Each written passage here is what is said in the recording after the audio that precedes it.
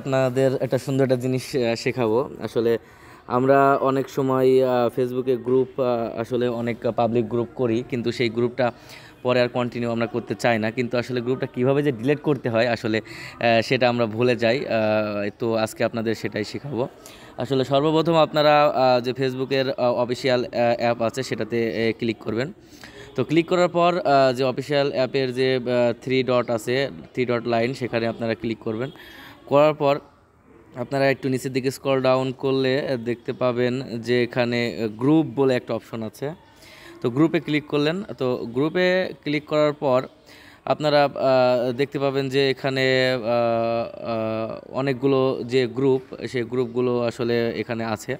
তো আপনারা যে গ্রুপটি ডিলিট করতে চান সেই গ্রুপের উপরে আপনারা ক্লিক দিবেন। তো আমি এটা ডিলিট করবো, এটার উপরে ক্লিক দিলাম। তো ক্লিক দেওয়ার পর আপনারা দেখবেন যে এখানে ম্যানেজ বলে একটা অপশন আছে। ম্যানেজ এই যে চিহ্নটা, এটার উপরে আপনারা একটা ক্লিক দিবেন। দেওয়ার পর আপনারা একদম নিচের দিকে স্ক্রল ডাউন করবেন।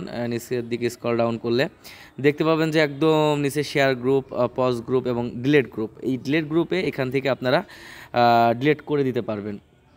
তো আরেকটা জিনিস আপনাদের বলে দিই, আসলে যদি আপনার এই গ্রুপে অনেক মেম্বার থাকে তাহলে কিন্তু আপনারা এই অপশনটি পাবেন না।